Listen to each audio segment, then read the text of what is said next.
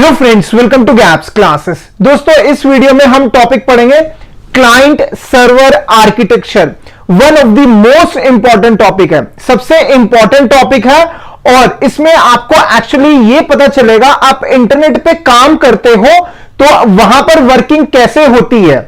यानी कि जो चीज आप पढ़ने वाले हो क्लाइंट एंड सर्वर आर्किटेक्चर, इसका आप डेली यूज में इसका यूज कर रहे हो। कहने का मतलब ये कि डेली ये आप जब भी इंटरनेट यूज करते हो तो ये आर्किटेक्चर वर्क कर रहा होता है, लेकिन अभी तक आपको नहीं पता। तो इस वीडियो के बाद ये टॉपिक आपको सही से समझ आएगा और कुछ एक्स्ट्रा टॉपिक्स भी समझ में आएंगे। ठीक है, तो सबसे पहले तो मैं दोबारा से रिक्वेस्ट करना चाहूंगा, गैप्स क्लासेस के नोट्स जरूर परचेज कर लेना। अभी तक जिसने नहीं लिए, नंबर हमारा फ्लैश हो रहा है, डिस्क्रिप्शन पे सारी इंफॉर्मेशन मेंशन है। और बहुत सारे बच्चों ने तो हमसे नोट्स लेने के बाद कई बार हमें थैंक यू बोला। उन्होंने कहा सर मजा आ गया, आपके नोट्स अमेजिंग नोट्स हैं। तो आपने अभी तक नोट्स नहीं लिए तो जरूर ले लेना। तो अब हमें कौन सा टॉपिक पढ़ना है? Client and server architecture. पहले मैं डायग्राम बनाऊंगा, कुछ ऐसे डायग्राम होता है। क्लाइंट एंड सर्वर आर्किटेक्चर भी कह सकते हैं, मॉडल भी कह सकते हैं। इसमें क्या होता है, बीच में एक कंप्यूटर होता है और साइड पे बहुत सारे कंप्यूटर्स हैं। यानी कि जो बीच में कंप्यूटर है उससे सारे कंप्यूटर्स कनेक्टेड हैं। तो अगर जो बीच में सिस्टम होगा उसको हम कहेंगे, क्या कहेंगे? होस्ट या फिर सर्वर। और बाकी जितने कनेक्टेड है that is called as client. Client कौन सा हुआ? जो बाहर दूसरे कनेक्टेड है। सर्वर कौन सा हुआ? जो बीच में कनेक्टेड है। बेसिकली इससे हुआ क्या, जैसे फॉर एग्जांपल से समझाता हूं। आप इंटरनेट यूज करते हो, आप फेसबुक, इंस्टाग्राम, यूट्यूब कुछ भी यूज कर रहे हो। एग्जांपल ले लिया कि आप यूज कर रहे हो, फॉर एग्जांपल यूट्यूब यूज कर रहे हो। अगर आपको क्या करना है, यूजर आईडी पासवर्ड डाला, ठीक है, वैसे तो उसके बिना चल जाता है। तो मैं एग्जांपल लेता हूं फेसबुक का। फेसबुक में आपको अपना यूजर आईडी एंड पासवर्ड डालना होगा। जब आप यूजर आईडी एंड पासवर्ड डाल रहे हो तो इसका मतलब क्या कर रहे हो आप रिक्वेस्ट कर रहे हो किसको? फेसबुक को, कि भाई मेरा अकाउंट खोल के दे दे। ठीक है, तो फेसबुक क्या हो गया? सर्वर हो गया। वो आपसे रिक्वेस्ट लेगा। अगर आपने जो यूजर आईडी पासवर्ड डाला अगर करेक्ट है तो वो आपका अकाउंट ओपन कर देगा, नहीं है तो आपको मैसेज दे देगा। यानी कि आप एक क्लाइंट हो, आप क्या कर रहे हो? फेसबुक को रिक्वेस्ट दे रहे हो कि मेरा यूजर आईडी पासवर्ड ये है, मेरा पेज ओपन कर दे, मेरा प्रोफाइल ओपन कर दे। अगर उसको लगा कि ये जो इंफॉर्मेशन एंटर करी है बिल्कुल करेक्ट है तो वो ओपन कर देगा, अदरवाइज ओपन नहीं करेगा। इसका मतलब ये हुआ कि क्लाइंट सर्वर को रिक्वेस्ट देगा, सर्वर रिक्वेस्ट को देखेगा, सर्वर चेक करेगा, ऑथेंटिकेट करेगा। अगर रिक्वेस्ट करेक्ट है तो उसको क्या करेगा? प्रोसेस करेगा। ठीक है, तो इसको कैसे एक्सप्लेन करेंगे क्लाइंट एंड सर्वर आर्किटेक्चर में? तो डिफाइन क्या करेंगे? There are many computers connected each other but all computers comes under two categories. इसका मतलब यह बहुत सारे कंप्यूटर्स आपस में कनेक्टेड है, लेकिन वो किस कैटेगरी में आएंगे? दो कैटेगरी में आएंगे। फर्स्ट कैटेगरी क्या होगी? That is client. One is client and the second one, second कौन सी होगी? सर्वर। Second is server. तो फर्स्ट कौन सी होगी? Client and the second one is server. अब क्लाइंट क्या करेगा, सर्वर क्या करेगा? आपको मैंने क्या कहा? क्लाइंट रिक्वेस्ट देगा सर्वर को, सर्वर रिक्वेस्ट लेगा, सर्वर चेक करेगा। अगर रिक्वेस्ट सही है तो उसको प्रोसेस करके इंफॉर्मेशन देगा। तो कुछ वही लिखा हुआ है। क्लाइंट क्या होता है? एक कंप्यूटर होता है that gives request to the server. मैंने कहा कि आप कहां से रिक्वेस्ट दोगे? आप अपने कंप्यूटर से दोगे, कंप्यूटर में यूजर आईडी पासवर्ड डालोगे। इसका मतलब क्लाइंट क्या हुआ? एक कंप्यूटर हुआ जो रिक्वेस्ट दे रहा है सर्वर को। और सर्वर क्या होगा? मैंने क्या कहा? जहां पर फेसबुक पड़ा हुआ है, फेसबुक कहां पर पड़ा होता है? सर्वर पर, उनको कहते हैं वेब सर्वर। तो सेकंड क्या हो गया? क्लाइंट ये हो गया in order to retrieve information. किस लिए रिक्वेस्ट दोगे? जब आपको कोई इंफॉर्मेशन चाहिए। ठीक है, अब सर्वर क्या हो गया? इज द कंप्यूटर, वो भी कंप्यूटर है that receives request from the client. Client से रिक्वेस्ट लेगा and checks the authenticity of the client. यानी कि चेक करेगा कि क्लाइंट जो है वो सही है या नहीं है, जेन्युइन है या नहीं है। ऑथेंटिसिटी का मतलब चेक करना। ठीक है, तो अगर जेन्युइन होगा तो क्या करेगा? प्रोसेस कर देगा, नहीं होगा तो नहीं करेगा। तो वही लिखा है, if finds that the client genuine then server क्या करेगा? Process the request of the client, process करेगा and gives response back to the client, client को रिस्पॉन्स दे देगा। अब इसका प्रैक्टिकल लाइफ में कहां यूज हो रहा है? जैसे मैंने आपको फेसबुक वगैरह बताया, या फिर हम बैंक का एग्जांपल लेते हैं। बैंक में आप जाते हो, एटीएम डालते हो, उसमें अपना पिन डालोगे, अगर पिन करेक्ट होगा तो चल जाएगा, आगे कहेगा काम करने के लिए, नहीं होगा तो रोक देगा। मान लो आपने करेक्ट डाल दिया, उसके बाद आप कह रहे हो कि मेरे को अकाउंट से 10,000 निकालने, लेकिन आपके अकाउंट में 10,000 नहीं है, तो तब भी वो क्या करेगा, प्रोसेस नहीं करेगा। सब जगह पर वहां पर क्या यूज हो रहा है, क्लाइंट सर्वर आर्किटेक्चर। तो एग्जांपल्स क्या लिख दोगे आप, सिंपल लिख दो, जैसे बैंक्स हो गया, बैंक्स के अंदर यूज हो रहा है। नेक्स्ट इज एयर टिकट्स, आप अगर कोई टिकट बुक कराते हो तो पहले तो यूजर आईडी पासवर्ड बनाओगे। अगर आप कहते हो कि मेरे को दिल्ली से यूएस से जाना है, एग्जांपल ले लिया, यूएसए में सिटी ले ली न्यूयॉर्क, सपोज वहां की कोई फ्लाइट नहीं है, तो इसका मतलब वो प्रोसेस नहीं करेगा, ठीक है। और क्या हो गया, फेसबुक हो गया। तो ये सारे एग्जांपल्स किसके हो गए, that is client server architecture. Very very important, very very important, इसके बेसिस पे क्वेश्चन आएगा ही आएगा, ठीक है। कैसा क्वेश्चन आ सकता है, अगर कुछ बच्चे एमसीक्यू की तैयारी कर रहे हैं, डैश सिस्टम गिव्स, या dash is the computer that gives request to the server, तो आंसर इज क्लाइंट। और dash is the computer that process the request, process कौन करेगा, दैट इज सर्वर प्रोसेस करेगा, ठीक है। अब यहां पर हमें पढ़ना है स्विचिंग टेक्निक्स। स्विचिंग टेक्निक्स का मतलब क्या होता है, मेरे को आपके साथ बात करनी है, ऐसे मानो कि मेरे को आपसे बात करनी है, तो मैं कैसे बात करूंगा, दैट इज स्विचिंग टेक्निक। या ऐसे मानो कि मेरे को एक लेटर आपके पास पहुंचाना है, एक लेटर मेरे को मैंने लिखा और आपको देना है, और मैं दिल्ली में हूं, आप यूएसए में हो, तो कैसे आपके पास जाएगा, वो फॉलो होता है स्विचिंग टेक्निक। तो इसमें क्या, इसका मतलब हुआ कि how the data is transmitted, या फिर हाउ कंप्यूटर्स आर कम्युनिकेटेड, कैसे कंप्यूटर्स कम्युनिकेट करेंगे। 3 टाइप की स्विचिंग टेक्निक्स होती है, वेरी वेरी इंपॉर्टेंट है। First is circuit switching, second one is message switching, first circuit, second is message and the last one is packet switching। तीनों important है, इसके base पे question आएगा ही आएगा, वेरी वेरी वेरी इंपॉर्टेंट है, तो ध्यान से समझना। हम बात करेंगे सबसे पहले सर्किट स्विचिंग की। सर्किट स्विचिंग में क्या हुआ, जैसे अगर आपने पुराना टेलीफोन देखा है, पुराने टेलीफोन में क्या होता था, पुराने टेलीफोन में मान लो मुझे आपसे बात करनी है, जो लैंडलाइन होते थे, आप मुझे आपसे बात करनी है, तो क्या करूंगा, आपका नंबर मिलाऊंगा, आप पिक करोगे, तो वहां पर एक फिजिकल कनेक्शन स्टेब्लिश हुआ, यानी कि जो सेंडर है, मैं बात करना चाहता हूं तो मैं सेंडर हुआ, आप रिसीवर हो, ठीक है। या फिर ऐसे मानो मैं सोर्स हूं, आप डेस्टिनेशन हो, राइट। तो क्या होगा, पहले एक फिजिकल कनेक्शन स्टेब्लिश होगा, फिर उसके बाद बात होगी। तो यहां पे सर्किट स्विचिंग में कुछ ऐसा ही होता है। In this firstly complete physical, that is very important, physical connection between two computers is established। पहले physical connection establish होगा, उसके बाद डेटा दिया जाएगा, after that data are transmitted, कहां से जाएगा, from source to the destination computer, ठीक है। जनरली कहां पे यूज होता है, जो मैंने आपको एग्जांपल दिया टेलीफोन में, इन telephone call circuit switching is used, ठीक है। अब आएंगे हम next, second is message switching. Message end packet is almost same, थोड़ा सा चेंज है। तो पहले हम बात करेंगे मैसेज स्विचिंग की। मैसेज स्विचिंग जो काम करता है, एक प्रिंसिपल पे काम करता है, that is store and forward.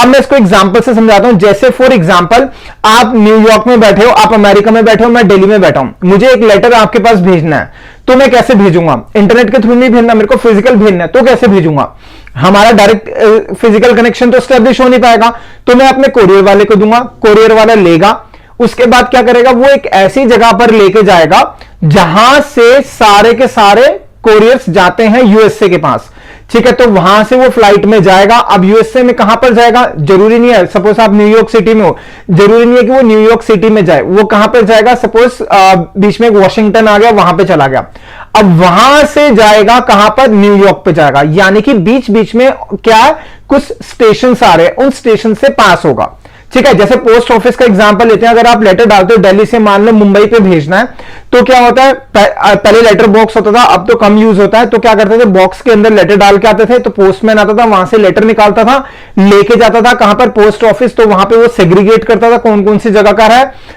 किस किस जगह का वो लेटर आया हुआ है, फिर उसके बाद वो वहां से कहां देता था, सपोज मैंने जैसे एग्जांपल लिया मुंबई में देना है, तो मुंबई के कॉरेस्पॉन्डिंग वो भेजेगा, वहां पे जो पोस्ट ऑफिस होगा वहां भेजेगा, फिर वहां से डिलीवर होगा, ठीक है। कुछ ऐसा ही यहां पर हो रहा है, स्टोर एंड फॉरवर्ड, यानी कि पहले रखेगा, फिर क्या करेगा, फॉरवर्ड करेगा। तो यहां पे वही इंपॉर्टेंट है, in this between source and the destination computer there is a switching office. जैसे मैंने कहा पोस्ट ऑफिस होगा, यहां पर क्या हो गया, स्विचिंग ऑफिस हुआ। स्विचिंग ऑफिस के पास लेटर आता है और आगे पास होता है, ठीक है। तो जैसे for example source computer sends data to the switching office. Source किसको देगा? स्विचिंग ऑफिस को देगा। स्विचिंग ऑफिस किसको देगा? उसको स्टोर कर लेगा कहां पर? अपने बफर में एक जगह पे स्टोर करेगा, और जब उसको लगेगा कि ज्यादा लेटर्स हो गए या ज्यादा डेटा हो गया तब वो आगे फॉरवर्ड करेगा। ठीक है, तो वही लिखा हुआ है। After that it looks for free link देखेगा and then sends it to another office, और उसके बाद क्या करेगा? आगे के ऑफिस में भेज देगा। ये प्रोसेस कंटिन्यू होता रहेगा, बार बार ऐसा होता जाएगा जब तक डिलीवर्ड नहीं होता, जब तक डिलीवर्ड नहीं होता। ठीक है, सिंपल सी चीज है।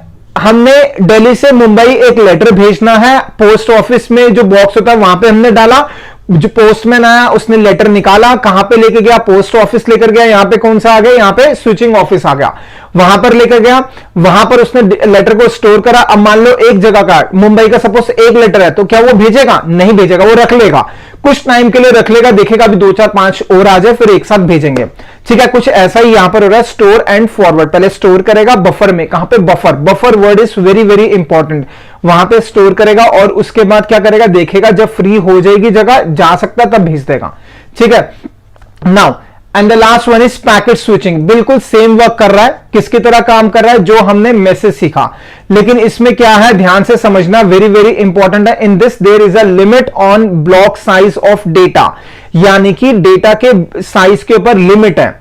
लिमिट का मतलब क्या हुआ? जैसे मैंने पहले जो बताया मैसेज, मैसेज में क्या हुआ? एग्जांपल लेता हूं दोबारा से दोस्तों, ये ना एग्जांपल से समझ आएगा, ज्यादा क्लियर होगा। जैसे दिल्ली से मुंबई लेटर भेजना है, पोस्ट ऑफिस में चला गया लेटर दिल्ली वाले, तो मुंबई में भेज नहीं सकते, क्यों? क्योंकि एक ही लेटर है, तो वो इकट्ठा करता रहेगा। अब वो कितना इकट्ठा करेगा? वहां पर एक लिमिट दे दी, किसके अंदर? अगर पैकेट होगा तो लिमिट दे दी कि भाई आपके पास अगर 10 लेटर आ गए तो आप उससे ऊपर इकट्ठा नहीं रखोगे, भेज दोगे। यानी कि लिमिट आ गई, जैसे ही लिमिट क्रॉस हो गई, उससे ज्यादा हो गया तो वो लेटर भेजना ही पड़ेगा। लेकिन उसके अंदर, किसके अंदर? मैसेज के अंदर ऐसा नहीं होता। वो कहता है स्टोर करता रहे, करता रहे, जब उसको लगेगा भेजना चाहिए तब भेज देगा। ठीक है, तो यहां पर लिमिट आ गया, किसके ऊपर? ब्लॉक साइज ऑफ डेटा के साइज के ऊपर। Next, data packets are stored in the main memory. ध्यान दो, जो मैसेज करा था, मैसेज में कहां पे स्टोर होता है? बफर में, और पैकेट में कहां पर होगा? मेन मेमोरी में। ये क्वेश्चन आ सकता है, दोनों में डिफरेंस क्या है? जो हमारा पहले तो डेफिनेशन लिख दोगे, मैसेज के अंदर क्या होगा? मैसेज के अंदर लिमिट नहीं है, पैकेट के अंदर लिमिट है। ठीक है, नेक्स्ट क्या है? मैसेज के अंदर आपका डेटा स्टोर कहां पर होगा? बफर में। पैकेट के अंदर कहां पर होगा? मेन मेमोरी में। Very very very important. अब जैसे मैंने कहा कि एक लिमिट है, यानी कि लिमिट है, तो जब लिमिट क्रॉस हो जाएगी तो उसको भेजना ही पड़ेगा। इसमें क्या हो गया? एक्सेस टाइम फास्ट हो गया। This improve the access time. क्यों? क्योंकि जो डेटा स्टोर हो रहा है ना, प्राइमरी मेमोरी में हो रहा है। जो बफर में होगा, बफर में डेटा अगर हम स्टोर करते हैं तो उसमें टाइम ज्यादा लगता है, और अगर हम डेटा प्राइमरी मेमोरी में स्टोर करेंगे तो टाइम कम लगेगा। तो this improves the access time. ठीक है, अब आएंगे हम नेक्स्ट टॉपिक है, which type of switching technique is used in internet. Very very important question है, very very very important question. तो answer is that is packet switching. कौन सा है? Packet switching. क्योंकि इसमें इंटरनेट में यह नहीं होता कि वो स्टोर करता जाएगा, आपने कोई मैसेज करा तो वो भेजता जाएगा। ऐसे कभी देखा आपने? एक मेल करा, उसमें हेलो लिखा, फिर दूसरी मेल करी, उसमें बाय लिखा, तो पहले वो कहेगा कि हाँ भाई हेलो भी आन दे, बाय भी आन दे, तब भेजूंगा। नहीं, हेलो लिखा, सेंड करा, चला गया, बाय लिखा, सेंड करा, चला गया। तो यहां पर क्या हो रहा है? Packet switching. ठीक है, ये सबसे इंपॉर्टेंट क्वेश्चन है, इंटरनेट में किस टाइप का स्विचिंग यूज होता है। अब हम नेक्स्ट टॉपिक करने वाले हैं, उससे पहले हमारी इंपॉर्टेंट इंफॉर्मेशन। क्या गैप्स क्लासेस के नोट्स जरूर जरूर जरूर परचेज करने हैं, सारी इंफॉर्मेशन डिस्क्रिप्शन में है।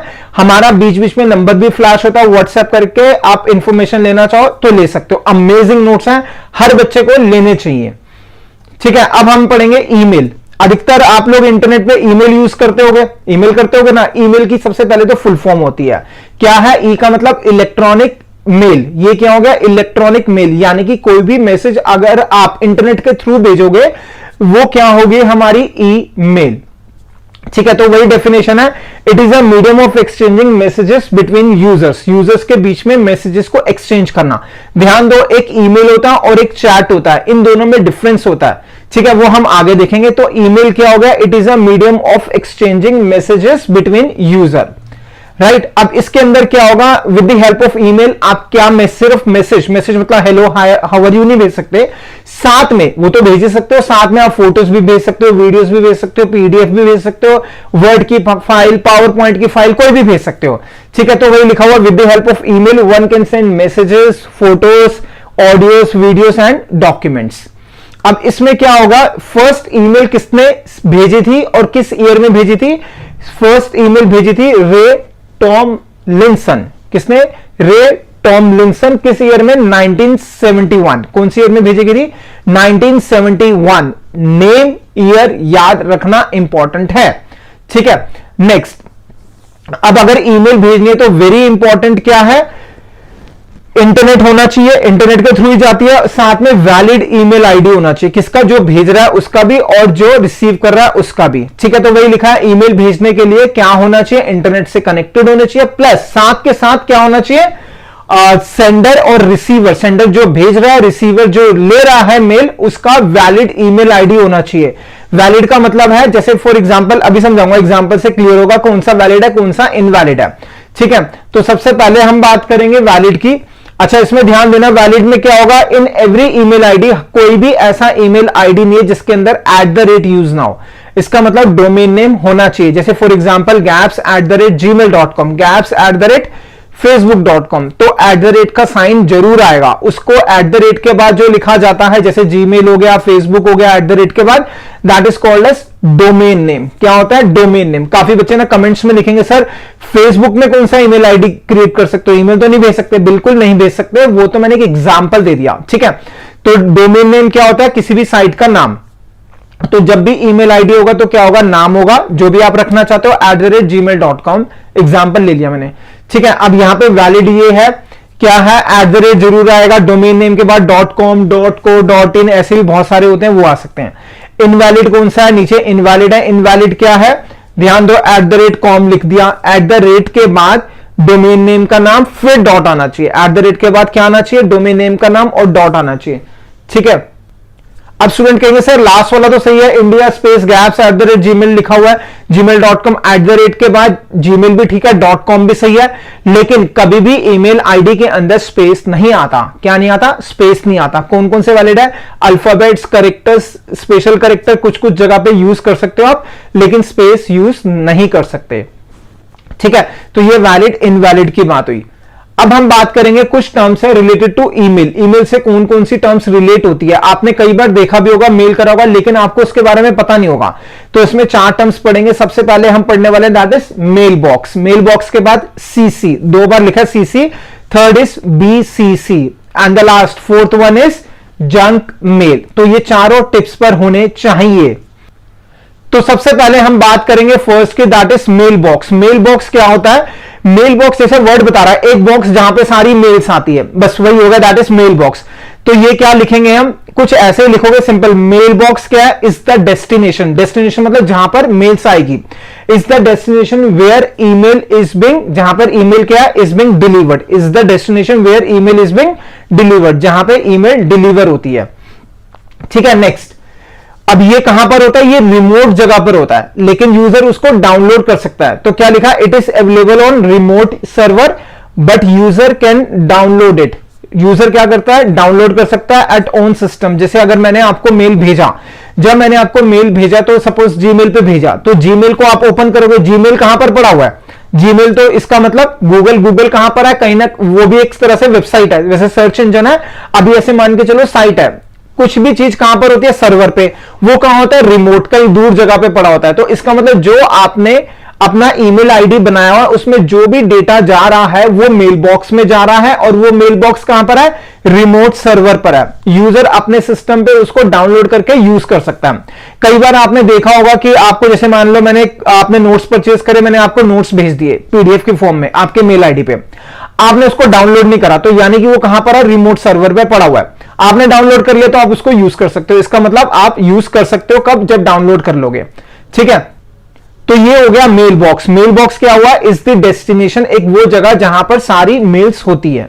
तो हमने 4 टर्म पढ़नी है। सेकंड कौन सी है? सीसी। सीसी की फुल फॉर्म है, सीसी की क्या है full form? CC stand for carbon copy. क्या हो गया? कार्बन कॉपी हो गया।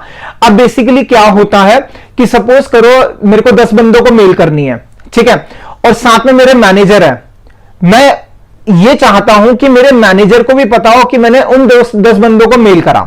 तो क्या करा, मैंने 10 बंदों को मेल करा और साथ में सीसी, एक होता है टू, अगर आप ध्यान देना जब भी आप मेल करोगे तो आपका ध्यान जरूर जाएगा, एक होता है टू मतलब जिसको आप भेज रहे हो, मेरे को 10 बंदों को भेजना तो मैंने टू करके भेज दिया। उसके साथ में मुझे यह भी दिखाना है अपने मैनेजर को कि मैंने इन 10 बंदों को भेजी है मेल, तो मैं सीसी करूंगा, सीसी के अंदर मैं मैनेजर का नाम भी लिख दूंगा। अब स्टूडेंट कहेंगे या आप लोग सोचोगे तो टू में क्यों नहीं लिखा, वहां भी लिख सकते थे, हाँ बिल्कुल लिख सकते थे, लेकिन सीसी क्यों करा, सीसी इसलिए करा कि जिसको मैंने भेजा उसको सिर्फ यह बताने के लिए इन लोगों को मैंने मेल भेज दी है। इससे क्या होता है, जब आप टू करोगे तो इसका मतलब स्पेशली आप उस बंदे को इंडिकेट कर रहे हो, टू करने का मतलब जिसको आप इंडिकेट करना चाहते हो टू कर रहे हो, लेकिन सीसी साथ में उस बंदे को भी कर रहे हो जिसने कहा कि मेरे को भी मेरी नॉलेज में होना चाहिए, ठीक है। तो कुछ वही लिखा हुआ है यहां पर, it is not the primary, ये कौन है, सीसी कर रहे तो वो प्राइमरी नहीं है, it is not the primary receiver of the email, ये क्या है, प्राइमरी रिसीवर नहीं है। प्राइमरी रिसीवर कौन होता है, टू वाला, लेकिन ये भेजा जाता है जिससे कि पता चले कि हां भाई मेल भेज दिया है। But it is send to the receiver, किसको भेज, it is send to the receiver, receiver को भेजा, टू नो दैट, जिससे कि पता चले उसको भी that you have send email to some other person, some other receiver, इसलिए करा गया जिससे कि उसको पता चले कि आपने किसी दूसरे बंदे को मेल भेज रखा है। एंड वेरी वेरी इंपॉर्टेंट, अब आपने मेल भेजा, टू को भेजा या फिर सीसी करा, अगर कोई भी रिप्लाई करेगा तो सबके पास रिप्लाई जाएगा, कोई भी करेगा तो सबके पास रिप्लाई जाएगा, तो वही लिखा है, इट मींस प्राइमरी रिसीवर, ये तो हुआ है, it means primary receiver and secondary receiver knows about the email, उसको पता है ईमेल के बाद। अब जो मैंने बताया आपको, क्या बताया, जो भी पर्सन रिप्लाई करेगा चाहे वो टू वाला हो चाहे सीसी वाला हो, हर एक बंदे को पता होगा। जैसे मैंने क्या कहा, 10 बंदे को टू करा, एक को सीसी करा, तो अगर सीसी वाले ने उस मेल पे रिप्लाई करा तो जो टू पे 10 बंदों को भेजा था उनको पता चल रहा है कि क्या रिप्लाई आ रहा है, ठीक है। ये वेरी वेरी इंपॉर्टेंट है और डिफरेंस है बीसीसी और सीसी के अंदर। नेक्स्ट इज बीसीसी, बीसीसी का मतलब हो गया, बी का मतलब ब्लाइंड, बी का मतलब ब्लाइंड कार्बन कॉपी। इससे क्या हुआ, अगर आपने टू को भेजा और सीसी को भेजा और बीसीसी को भेजा, अब बीसीसी को जो भेजा होगा ना, बीसीसी वाले को नहीं पता कि किसको भेजा हुआ, टू कौन है सीसी कौन है, और टू और सीसी वाले को नहीं पता बीसीसी कौन है।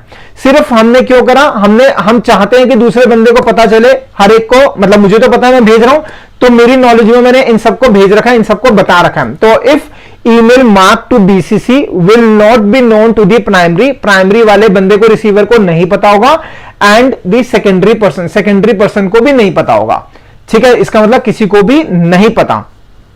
इन अदर वर्ड्स, अब अदर वर्ड्स में लिखा हुआ है, नो वन इज अवेयर, किसी को भी नहीं पता, to whom email is sent, किसको ईमेल भेजी है। अब मैंने ये काम क्यों करा, सपोज करो मैं एक बंदा है जिसको मैंने टू करा, एक बंदा जिसको मैंने बीसीसी करा, ठीक है, तो मैंने मेल भेज दिया दोनों को। अब बीसीसी वाले ने मेरे को गलत रिप्लाई करा और टू वाला मेरा मैनेजर था, तो मेरे पास तो प्रूफ आ गया, लेकिन बीसीसी वाले को नहीं पता कि भाई मैंने इसको क्या कर रखा है, जिसने मेरे पास मेल भेजा है उसने टू भी कुछ कर रखा है, तो उसको पता ही नहीं चला। तो मेरे को उस बंदे ने गलत रिप्लाई करा, मैंने अपने मैनेजर को दिखाया, सर देखो ये कर रखा है, मैंने बीसीसी कर रखा था इसको पता नहीं चला और इसने ऐसा रिप्लाई करा, आप देख लो ये बंदा ऐसा है, ठीक है। तो बीसीसी का फायदा यही होता है। नेक्स्ट वही है, एनी पर्सन, कोई भी बंदा अगर रिप्लाई करेगा तो किसी को किसी के बारे में पता ही नहीं चलेगा कि भाई रिप्लाई क्या आ रहा है, सिर्फ उसको पता चलेगा जिसने भेजा है। मैंने भेजा तो मुझे ही पता चलेगा कि बीसीसी क्या भेज रहा है और सीसी या टू वाला क्या भेज रहा है, ठीक है। This is very very important. आपको डेफिनेशन भी आनी चाहिए, कुछ ऐसी पॉइंट्स लिखोगे, और अगर फुल फॉर्म का क्वेश्चन आए टिप्स पर होने चाहिए। CC is carbon copy, BCC is blind carbon copy, blind नहीं, ब्लाइंड डी, ठीक है। Next is junk mail. Junk mail का एक दूसरा नाम होता है, that is called as spam. Paper में स्पैम भी आ सकता है, जंक मेल भी आ सकता है, ऐसा भी आ सकता है कि another name of junk mail क्या है, स्पैम। स्पैम क्या होता है, आप लोगों ने देखा होगा कि आपके पास ना काफी कंपनी से ना प्रमोशनल ऑफर्स आते होंगे, यानी कि जो भी कंपनी प्रमोशनल ऑफर्स भेज रही है तो सिर्फ आपको नहीं भेज रही है, बहुत सारों को भेज रही है। तो बेसिकली ये क्या करते हैं, प्रमोशंस के लिए यूज करते हैं। ये सारा क्या है, जंक मेल दैट इज की स्पैम, उसका दूसरा नाम क्या है, स्पैम।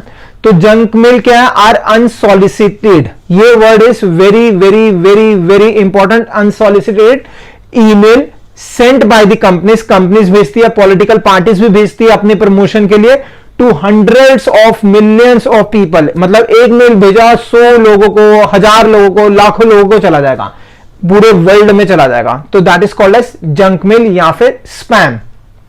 तो हमने 4 टर्म्स पढ़ी, किसके रिस्पेक्ट में? ईमेल के रिस्पेक्ट में। कौन सी पढ़ी हमने? सबसे पहले हमने पढ़ा मेल बॉक्स, नेक्स्ट पढ़ा हमने सीसी, नेक्स्ट पढ़ा BCC and the last one is junk mail. ठीक है, जंक मेल का दूसरा नाम स्पैम।